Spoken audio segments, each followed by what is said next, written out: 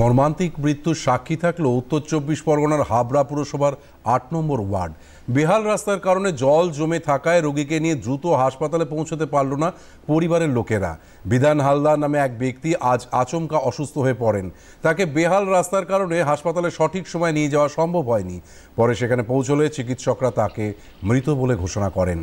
এলাকা জলমগ্ন থাকায় মৃতদেহ নিয়ে বাড়ি ফিরতে পারেনি পরিবার। শ্মশানে নিয়ে যাওয়ার আগে রাস্তার পাশেই তার শেষকৃত্য সম্পন্ন করতে হয়। তা নিয়ে ক্ষুব্ধ স্থানীয় বাসিন্দারা। ওর জন্যই আমরা সেটা চাই। কোথায় বসে সৎ কাজ করছেন আপনারা? এখন তো আমরা রাস্তা বসে করছি বাবার শেষ কাজ। কি কারণে?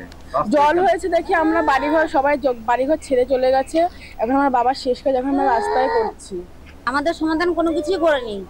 কাউন্সিলর বলেছিল যে চেয়ারম্যান বলেছিল যে জলের সমস্যা করে দেবো, মানে কত বাহবা দেখিয়েছে আমাদেরকে, তাও তো উনি কিছু করলো না। সেই আমরা জলের মধ্যে রয়েছি, বাচ্চা কাচ্চা মরে যাচ্ছে, গরু বাছুর সব মরে যাচ্ছে। 3টে লোক মারা গেল আমাদের জলের মধ্যে, কোনো সমাধান কোনো কিছু করছে না তারা। আমরা কি করবো?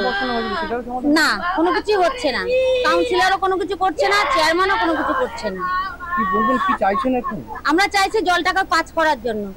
ঘটনাটা খুবই দুঃখজনক, আর সব থেকে আরো দুঃখজনক হচ্ছে তার শেষ যাত্রায়, শেষ বিদায় বাড়ির থেকে তার বাড়ির উঠোনে জায়গা পেল না। সে শুনলাম তার ক্লাবের মাঠে জায়গা পেয়েছে, কারণ জল সেই একই জায়গায় সেই বুস্টার পাম্পের ওখানে জল জমে আছে।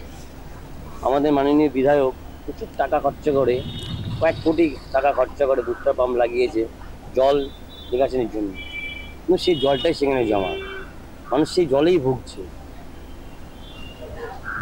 এর থেকে বড় দুঃখ আর কিছুই নেই।